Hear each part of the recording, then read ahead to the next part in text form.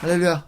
계시록 16장 1절로 11절까지 말씀 오늘 함께 보도록 하겠습니다. 오늘은 대접심판이 이제 본격적으로 시작됩니다. 우리가 어제 이 계시록 15장 말씀을 통해서 이 대접심판의 서론격이었죠.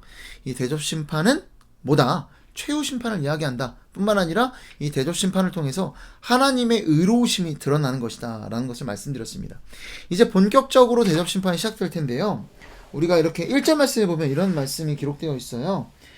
뒤 후반절만 읽어드릴게요. 하나님의 진노의 7 대접을 땅에 쏟으라. 이제 7 천사가 나타나서 대접을 받아서 대접을 쏟는 건데 땅에 쏟으래요. 자, 그러면 땅에 쏟는다라는 게 어떤 의미일까? 여러분 말씀 보시면 2절에도 대접을 땅에 쏟아요. 3절에도 바다에 쏟네요. 4절엔 강과 물의 근원에 쏟습니다. 이거 뭐야? 땅에 쏟는 게 아닌가? 이게 뭘 이야기하는 걸까요? 이 땅에 쏟는다라는 것은 물리적으로 문자 그대로 땅에다 쏟는다라는 의미가 아니라 어디에 쏟는 거겠어요? 우리가 계속해서 계시록 안에 하늘과 땅의 대비가 되죠. 그러니까 이 땅은 뭐예요? 땅에 속한 자들. 그러니까 세속에 대한 하나님으로부터 반역을 저지른 죄와 불의와 어떤 그런 모든 진영에 대한 하나님의 심판을 이야기하고 있다라고 생각하시면 됩니다. 자, 그러니까 여러분 이 대접심판은 세속에 대한 심판이에요. 그들에 대한 심판이에요. 뿐만 아니라 2절도 보면 어때요? 짐승의 표를 받은 사람들과 그 우상에 경배하는 자들에게 뭡니까? 이 대접심판은 누구를 향해? 여러분 이전까지의 재앙과 심판들은 어때요? 성도들도 포함된 경우들이 많았습니다. 자, 그런데 이제 대접심판은 전부 다 누구를 향한 심판이다? 우리는 아니다. 네. 나만 아니면 돼. 이런 건 아닙니다. 자, 그러니까 전적으로 우상 숭배자들, 짐승의 표를 받은 자들에 대한 심판이다라는 것을 우리가 염두에 두면 좋을 것 같습니다. 최후 심판이고 이 최후의 심판은 우리의 심판 아니잖아요. 네. 그래서 우리가 기억했으면 좋겠습니다. 이 모든 재앙들도 우리에게 나타나지 않는다라는 거 우리가 기억하고 말씀들을 보도록 할게요. 자, 그러면 어떤 일들이 있었는가? 2절 말씀에 보면 악한 종기가 있었대요. 또 3절 말씀에 보면 바다가 피가 돼서 모든 생물이 죽었다고 하고요. 그리고 강과 물 근원이 또 피가 되는 일이 나타납니다. 자, 보면 이게 어떤 일일까? 악성종기. 진짜로 벌어질 수도 있겠죠. 악성종기가 되고 물이 피가 되고 이거 다 뭐예요? 정말로 이 출애굽 그 당시에 역사적으로 문자적으로 벌어졌던 일들입니다. 자, 그런데 이런 재앙이 유사하게 나타나는 게 있어요. 어디요? 나팔재앙이죠. 자, 나팔재앙의 대부분은 어느 시대라고 말씀드렸어요? 교회 시대에 벌어진 일이라고 말씀드렸죠. 자, 그런데 교회 시대에 벌어졌던 일들은 문자적으로 벌어지나요? 지금 그렇게 벌어지고 있나요? 아니죠. 그때는 상징적인 어떤 의미로 벌어졌습니다. 자, 그러면 최후 심판은 어떤 식으로 나타날까요? 모르죠. 몰라요. 문자적으로 나타날 수도 있고 상징적인 의미로. 그때 물론 나팔재앙에 이 악하고 독한 종기가 나타나지 않았지만 유사한 재앙이 있었어요. 메뚜기가 나타나서 이 황충들이 쏩니다. 그래서 이게 전갈이 쏘는 것 같아서 막 죽고 싶어도 죽을 수 없는 그런 고통. 그래서 이걸 영적인 고통이라고 말씀드렸는데 이런 영적인 고통이 그때 나타날 수도 있습니다. 하지만 실질적인 악성 종기가 나타날 수도 있어요.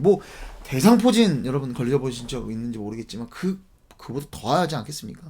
그런 어떤 피부에 어떤 종기들이 나타나는 그런 고통이 그냥 상상만 하고 보기만 해도 끔찍한데 그런 일들이 이 짐승의 표를 받은 자들에게 나타난다는 겁니다. 언제? 최후의 심판 때.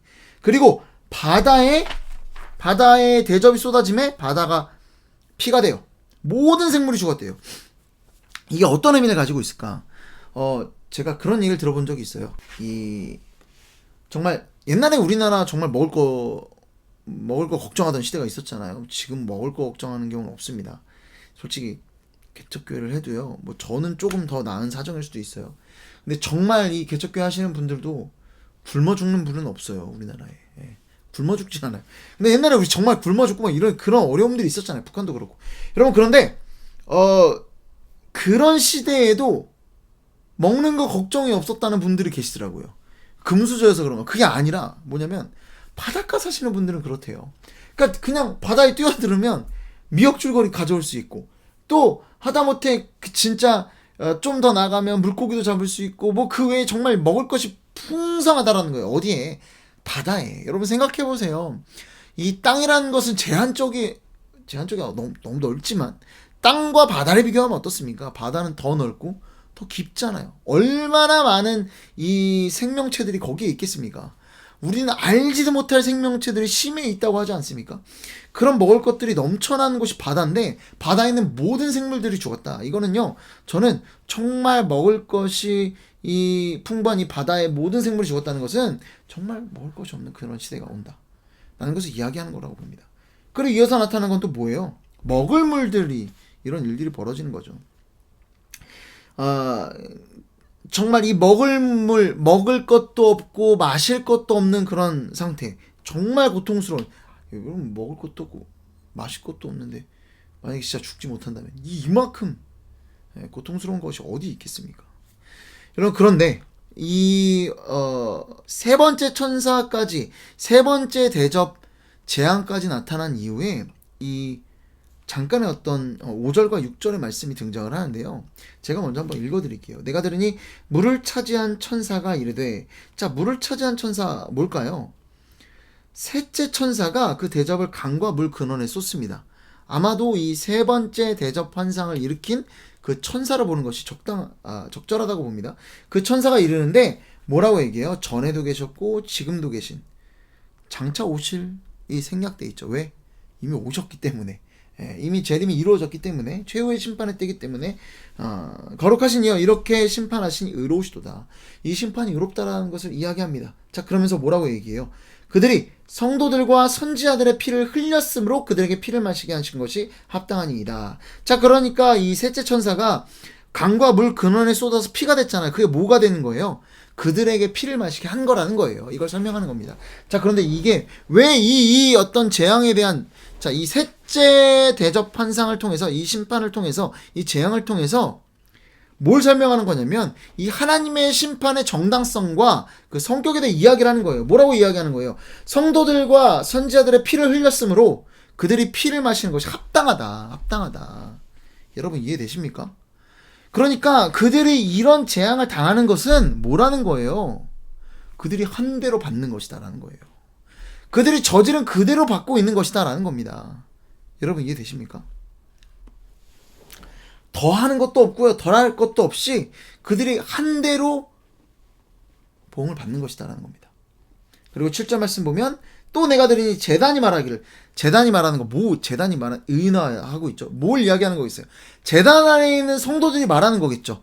그들이 얘기했잖아요. 신원했잖아요. 이 피를 갚아주십시오. 땅에 있는 자들에게 이 피를 갚아주십시오. 그리고 오늘 땅에 대접이 쏟아지고, 이 대접에 있는 것, 하나님의 진노가 쏟아지고 그들이 피를 마시고 있습니다. 뭐예요? 그 하나님을 향해 신원했던 성도들의 말씀을 지키고 세상 가운데 고난당하며 죽었던 성도들의 신원이 응답되고 있는 거예요. 어떤 식으로? 그들이 피를 마심으로 응답되고 있다는 겁니다. 그러면서 말합니다. 하나님 곧 전능하신 이시여 심판하시는 것이 참되시고 의로우시도다. 이는 결국 성도들의 하나님의 이 행하신 심판에 대한 화답이고 찬양이다 라고 볼 수 있을 것 같습니다. 여러분, 그리고 나서 넷째 이 천사가 등장을 합니다. 대접을 어디에 쏟아요? 해에 쏟아서 불로 사람들을 태웁니다. 정말로 이런 일들이 벌어질 수 있겠죠. 정말 고통스러운 이 파괴적인 막 그 태양이 갑자기 막 더 강한 에너지를 쏟으면서 이 짐승의 표를 받는 사람들이 엄청난 불태움의 어떤 고통들을 겪게 될지 모르겠습니다. 그리고 9절에 이렇게 얘기해요. 크게 태움에 태워진지라. 엄청난 고통이라는 거예요. 이게 문자 그대로 이루어질지 아니면 상징적인 의미일지는 모르겠지만 그야말로 정말 이런 고통이 있다라는 겁니다. 여러분, 그리고 나서 10절에 보면 이번에는 짐승의 왕좌에 쏟아요. 자, 그랬더니 어떻게 돼요? 어두워진다고 합니다. 그 나라가 어두워진대요. 어두워진다는 건 뭘 이야기하는 걸까? 문자 그대로 어두워질 수 있어요. 흑암에 임한다라는 것 역시 마찬가지로 출애굽 재앙을 이야기하는 거지만, 자, 그런데 이게 진짜 문자 그대로 어두워지고 공포스러운 순간을 이야기할 수도 있습니다. 자, 그런데 또한 영적으로 어두워짐에 대한 이야기가 될 수 있죠. 왜?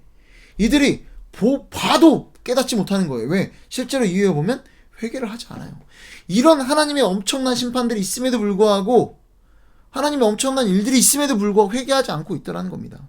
이것에 대해 이야기하고 있다는 거예요. 여러분, 그런데 오늘 이 7 대접 심판 중에서 5가지의 심판을 받는데 여러분 어떠신가요?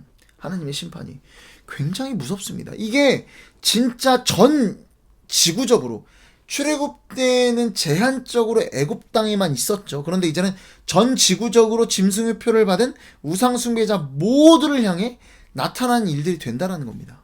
근데 일들이 어때요? 악성 종기가 나타나고 바다의 모든 생물들이 죽고 마실 물들이 전부 피가 돼서 마실 수가 없고, 그리고 뿐만 아니라 이 해가 권세를 받아 불로 사람들이 타는 일들이 나타나고, 그리고 어두워지고 아파서 자기 혀를 깨무는 그런 일들이 벌어진다라고 합니다. 여러분, 하나님이 이런 일들을 한다라고 하는데 여러분 어떻게 생각하시나요?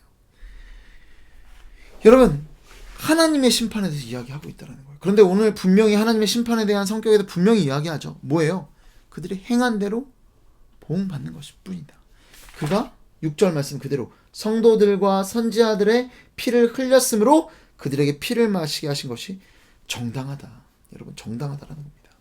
여러분, 정말 악독한 죄를 지은 그들이 그냥 그대로 살아가는 것이 정당하겠습니까? 여러분, 만약에 어떤 사람이 나의 가족 전부를 죽이고 정말 모든 재산을 훔쳐가서 완벽 범죄인 거예요. 범인을 나만 알고 있어요. 근데 이 사람이 평생을 행복하게 살아가요. 그리고 죽지도 않아요. 여러분, 이게 정의로운 세상입니까? 아니, 하나님이 정의롭다고 이야기할 수 있겠어요? 그가 천국 가서 막 행복하게 산다면 그게 정의로운 일이 될 수 있겠습니까? 아니더라는 거죠. 이러한 자에 대한 심판이 없다면 이 세상은 의롭다라고 할 수 없다는 거예요. 하나님은 의롭다라고 할 수 없다는 거예요.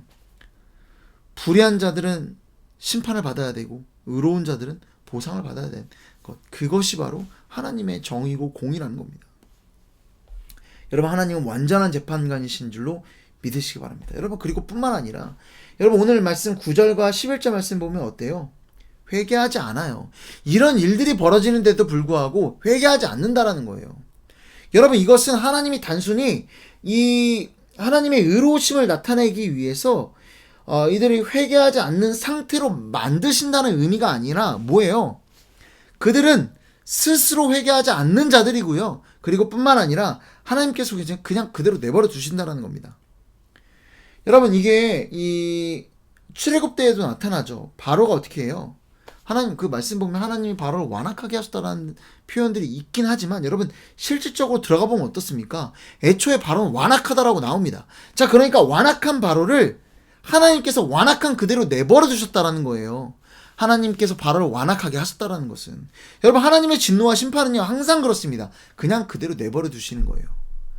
그 죄 그대로 내버려 두시는 겁니다. 이해되십니까? 여러분, 그래서 하나님의 심판이 얼마나 정당한지를 이 11절까지 말씀을 통해서 우리에게 선포하고 말씀해주고 계시다는 겁니다.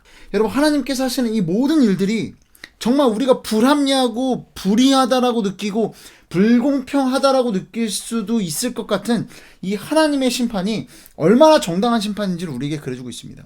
여러분, 어떻게 우리가 정의를 정의할 수 있고요, 우리가 어떻게 무엇이 공평한지를 내릴 수 있겠습니까?